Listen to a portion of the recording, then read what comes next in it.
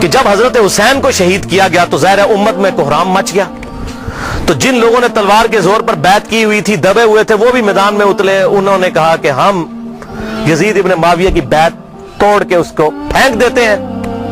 سب سے پہلے اہل مدینہ نے بغاوت کی، اور صحیح مسلم میں کتاب الامارہ چیپٹر میں موجود ہے یہ چیز، امارت کے بیان والے چیپٹر میں صحیح مسلم کے اندر. اور جب بیعت توڑی تو ظاہر ہے کہ پھر یزید کو غصہ آیا، اس نے پھر فوج اپنی بھجوائی اور اس نے اہل مدینہ کے اوپر جو ہے وہ چڑھائی کر دی. 3 دن تک مدینہ تو رسول کو حلال ٹھہرا لیا کہ وہ حضرت عثمان غنی رضی اللہ تعالیٰ عنہ جنہوں نے شہادت گوارا کر لی، لیکن مدینہ میں اپنے دفاع میں تلوار نہیں اٹھنے دی کہ مدینہ تو رسول میں میری وجہ سے خون نہ گرے. اس یزید ظالم شخص نے مدینہ پر حملہ کروایا اور قتل عام مسلمانوں کا کروایا. صحیح بخاری میں کتنی حدیثیں میں ان کے حوالے دے دیتا ہوں. صحیح بخاری میں 2604، 2959، 4024، 4906 یہ صحیح بخاری میں ہے. صحابہ کا قتل عام کروایا. یہ کہتے ہیں صحابہ کے گستاخ، اور جنہوں نے چمچے ہونے سب تو بڑے گستاخ او جے صحابہ تھے جنہوں نے صحابہ نو قتل کیتا جے. گالی دینا تو چھوٹا جرم ہے، قتل کروانا بڑا جرم ہے. اور گالی بھی میں نے بتا دیا انہوں نے شروع کروائی ہوئی ہے. یہ ساری بدعتیں بنو امیہ کی شروع کی ہوئی ہیں، ممبروں پر حضرت علی پر لعنت کرنا اور صحابہ کو قتل کرنا. اور صحیح مسلم میں 3339، 3319، 3323 سے لے کر 3333 تک یہ 15-20 احادیث ہیں جن کا لب لباب یہ ہے کہ آپ صلی اللہ علیہ وسلم نے ارشاد فرمایا جس نے اہل مدینہ کو ڈرایا، اہل مدینہ کو دھمکایا یا مدینہ میں بدعت کو جاری کیا، مدینے والوں پر ظلم کیا، اس پر اللہ کی لعنت، اللہ کے فرشتوں کی لعنت اور تمام لعنت کرنے والوں کی لعنت. کہتے ہیں یزید پر لعنت نہ کریں. ہم کسی کلمہ گو اہل قبلہ کے اوپر لعنت کے قائل نہیں ہیں. آپ صلی اللہ علیہ وسلم نے ہمیں منع کیا ہے، لیکن اس کا یہ مطلب نہیں کہ وہ لعنت کا اہل نہیں ہے. لعنت خود بخود ہو جائے گی. قرآن میں آیا لعنت اللہ علی الکاذبین، جھوٹوں پر اللہ کی لعنت.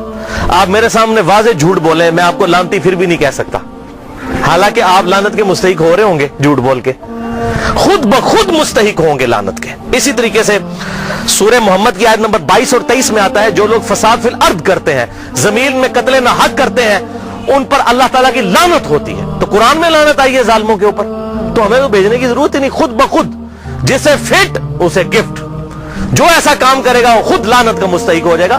ہم کیوں لعنت بھیجیں، وہ خود بخود لعنت کے مستحق ہو گیا. وَلِعَاذُ بِاللَّهِ تعالی. اور اسی واقعہ، اس کو واقعہ حرہ کہتے ہیں، جس میں اہل مدینہ کو لوٹا گیا. اور یہاں تک کہ حافظ ابن کثیر جو آخری درجے تک اہل شام کا دفاع کرتے ہیں، لیکن یہاں پر وہ بھی تڑپ اٹھے اور انہوں نے کہا کہ یہ یزید نے جو ظلم ڈھایا، 1000 صحابیات اور تابعیات بغیر شادی کے حاملہ ٹھہری. زنا کیا یزید کی فوجوں نے. 3 دن تک مسجد نبوی میں گھوڑے باندھے وہاں پر پیشاب کرتے رہے اور مسجد نبوی میں نماز نہیں ہوئی.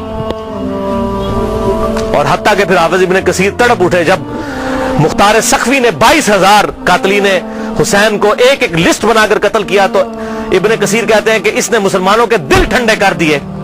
ایک تو توابون کھڑے ہوئے 4000 کے قریب، لیکن وہ عبید اللہ ابن زیاد کا مقابلہ نہیں کر سکے. بعد میں مختار سقفی نے جس طریقے سے ان کو قتل کیا جو حضرت حسین کے خلاف کھڑے ہوئے تھے. اور آپ دیکھیں اس کا سرغنہ کون تھا؟ عمر ابن سعد ابن ابی وقاص، جنتی صحابی کا بیٹا. حضرت نوح علیہ السلام پیغمبر سے بیٹا کیا نکلا؟ کافر. کہتے نہیں صحابہ کی اولاد، او بھائی نبی کی اولاد سے بڑھ کر کون ہو سکتا ہے؟ حضرت نوح کا بیٹا کافر. تو اس کی وجہ سے حضرت نوح کو تو کوئی لعن طعن نہیں کر سکتا. اسی طریقے سے عمر ابن سعد جیسے سعد ابن ابی وقاص جنتی صحابی ہیں. ایک مجلس میں جن 10 صحابہ کو بشارت ملی ان میں یہ بھی شامل ہے، اور آخری وقت تک یہ حق کی آواز بلند کرتے رہے الحمدللہ. اب سعد ابن ابی وقاص میں صرف بیان کروں کس طرح وہ حضرت علی کے فضائل امیر معاویہ کے دور میں بیان کرتے تھے اور ڈنکے کی چوٹ پہ کرتے تھے، اور جو لوگ حضرت علی پر لعنت کرتے تھے ان کے وہ خلاف کھڑے ہوتے تھے. یہ پورا ایک ٹاپک ہے بخاری اور مسلم کے اندر، جو کبھی ٹائم ملا تو میں انشاءاللہ بیان کروں گا. لیکن بیٹا آگے دیکھیں کیا نکلا. اسی واقعہ حرہ پر امام احمد بن حنبل رحمۃ اللہ علیہ کا قول صحیح سند کے ساتھ اسی ابن جوزی کی کتاب میں موجود ہے، صفحہ نمبر 40 پہ، جو عربی میں نسخہ ہے، اردو میں آپ کو مل جائے گا. یہ امام احمد بن حنبل سے ان کے شاگرد نے پوچھا یزید ابن معاویہ کے بارے میں کہ کیا آپ یزید ابن معاویہ کے بارے میں آپ کا کیا خیال ہے. یہ اب میں آپ کو بتانے لگوں کہ اہل حدیث کا کیا موقف تھا. سب سے بڑے اہل حدیث اہل سنت امام احمد بن حنبل المتوفا 241 ہجری، جو اہل سنت کے بڑے ائمہ ہیں، بخاری اور مسلم کے استاد ہیں. اور وہ کیا کہہ رہے ہیں؟ آپ حدیث میں کس کو لیتے ہیں کہ جی کس راوی پر بحث کرنی ہے؟ آپ کہتے ہیں یہ فلاں محدث اس کو ضعیف کہتا ہے. اب یہ سب سے بڑا امام اہل سنت کا کیا کہہ رہا ہے؟ وہ کہتے ہیں کہ یزید وہی ہے جس نے مدینے والوں کے ساتھ وہ کرتوت کیے جو اس نے کیے. شاگرد نے پوچھا یزید نے کیا کیا تھا؟ احمد بن حنبل نے فرمایا اس نے مدینے والوں کو لوٹا تھا. شاگرد نے پوچھا کیا ہم یزید سے حدیث بیان کر سکتے ہیں؟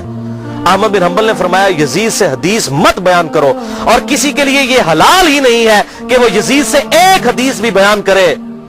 پھر شاگرد نے پوچھا کہ جب یزید نے یہ حرکتیں کی تھیں تو کن لوگوں نے یزید کا ساتھ دیا تھا؟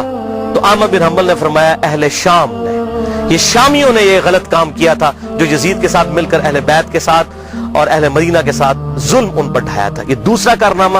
اور تیسرا سیاہ کارنامہ 64 ہجری میں اسی دوران حضرت عبداللہ ابن زبیر رضی اللہ تعالیٰ عنہ، یہ وہ صحابی ہیں جن کے بارے میں صحیح بخاری میں آتا ہے جب مسلمان ہجرت کر کے مدینہ شریف آئے تو یہودیوں نے کہا ہم نے مسلمانوں پر بندش کر دی ہے، ان کے گھر اب اولاد نہیں ہوگی. تو سب سے پہلے بیٹا پیدا ہوا حضرت ابو بکر کا نواسا عبداللہ ابن زبیر. حضرت عائشہ کی جو بہن تھی اسما بنت ابی بکر، ان کا بیٹا عبداللہ ابن زبیر. اور حضور نے اپنے مبارک ہاتھوں سے ان کو گٹی دی تھی کھجور چبا کر، صحیح بخاری میں آتا ہے. یہ وہ ہیں عبداللہ ابن زبیر صحابی.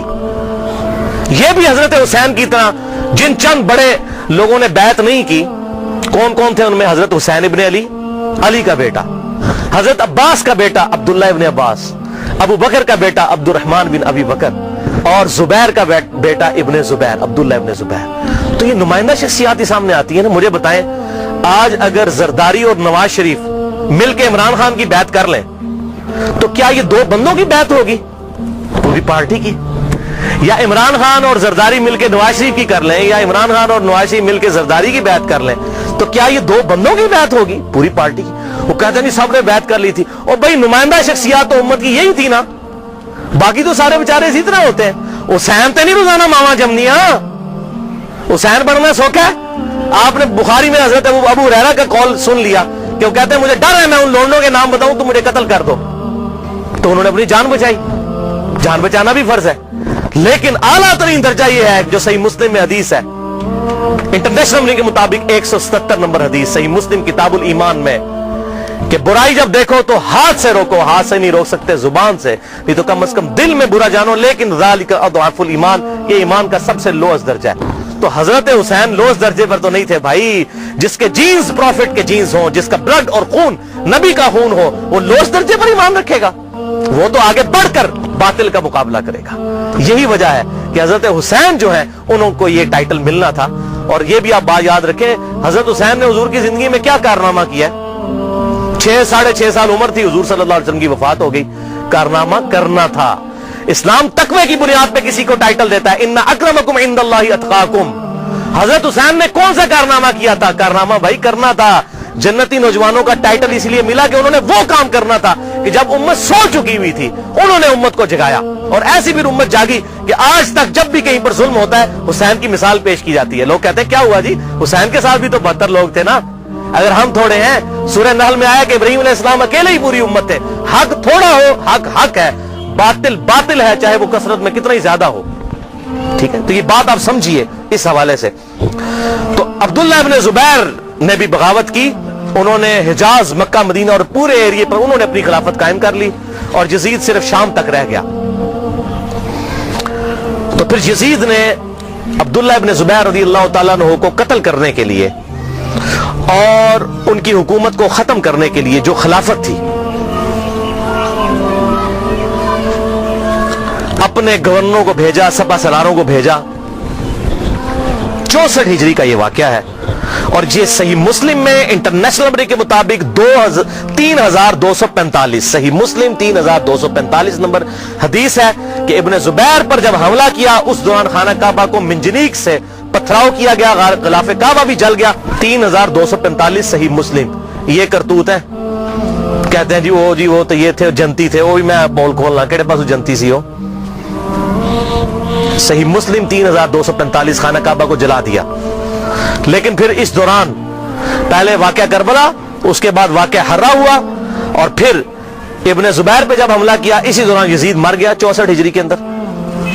جب مرا تو پھر ابن زبیر نے اسی جنگ کے دوران وہ مر گیا. ابن زبیر نے کہا کہ جاؤ اپنے شیطان کی خبر لو, وہ مر گیا.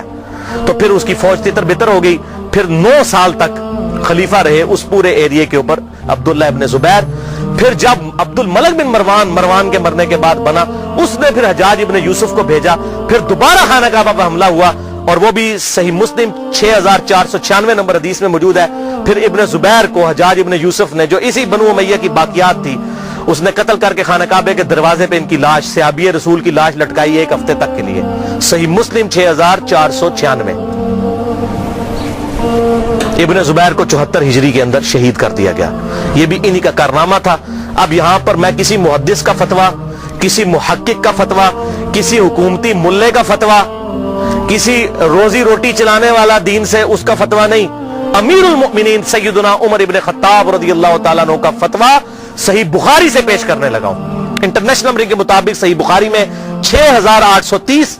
سیدنا عمر کا جب آخری حج تھا تو آپ کو کسی نے آ کر خبر دی, اس کے بعد آپ شہید ہو گئے, کہ لوگوں میں یہ چیما گوئیاں ہیں کہ جب عمر مر جائے گا تو ہم فلاں شخص کو اپنا خلیفہ بنا لیں گے, خود ہی چن لیں گے. اب یہ فلاں کون ہے, اس کو تلاش کرنا, یہ فلاں کون تھا خلافت کا لالچی. یہ آپ کے لیے اسائنمنٹ ہے. فلاں شخص کی ہم بیعت کر لیں گے. حضرت عمر کو اتنا غصہ آیا کہ مسلمانوں کے مشورے کے بغیر. صحیح بخاری 6830, بڑی لمبی حدیث ہے. حضرت عمر فاروق رضی اللہ تعالیٰ ممبر پر چڑھے, اور ابن عباس کہتے ہیں کہ میرا گھٹنا جو ہے نا وہ بالکل ممبر کے ساتھ ٹچ تھا جب میں نے یہ حضرت عمر کا خطبہ خود سنا. اور حضرت عمر اتنے غصے میں تھے, میں نے کہا کہ آج تو یہ, بلکہ صحیح بخاری اسی حدیث میں آتا ہے کہ عبد الرحمن بن عوف کہتے ہیں کہ آپ تو عرفات کے میدان میں خطبہ دینے لگے, تو میں نے کہا امیر المومنین یہاں پر ہر طرح کے لوگ موجود ہیں, کوئی پڑھے لکھے ہیں, کوئی ان پڑھ ہے, تو آپ کی بات کا کوئی اور مطلب نہ لے لیں, آپ صبر کریں, مدینہ جا کے خطبہ دیں. تو مدینہ شریف جا کر پہلا کام حضرت عمر نے خطبہ دیا 6830, بڑی باتیں ارشاد فرمائی, اور پھر اس میں ارشاد فرمایا ورڈ بائی ورڈ, لفظ بائی لفظ حضرت عمر کے الفاظ. صحیح بخاری 6830. دیکھو, خیال رکھنا کہ کوئی شخص بھی بغیر مسلمانوں کے مشورے کے اور بغیر اتفاق رائے کے تم پر مسلط نہ ہونے پائے, ورنہ اس کا انجام قتل و غارت ہوگا. اور وہ آپ نے دیکھا کتنی قتل و غارت ہوئی. حضرت حسین کو شہید کیا گیا, واقعہ ہررا ہوا, پھر خانہ کعبہ کو جلایا گیا. پیچھے کیا رہ گیا؟ مکے کی حرمت پامال, مدینے کی حرمت پامال, اہل بیت کی حرمت پامال. اس سے زیادہ کیا کر سکتا تھا؟ اور حضرت عمر نے پہلی پیشن گوئی کی تھی مسلمانوں کے مشورے, تو یہ تلوار کے زور پہ کیا گیا. وہ میرا پورا لیکچر سن لیں, صحیح بخاری کے اندر موجود ہے حدیث, اور کتابوں کے اندر, کہ تلوار کے زور پر زبردستی بیعت لی گئی, اور صحابہ نے مخالفت کی لیکن نہیں کسی کی سنی گئی. وَلِعَاذُ بِاللَّهِ تَعَالَى.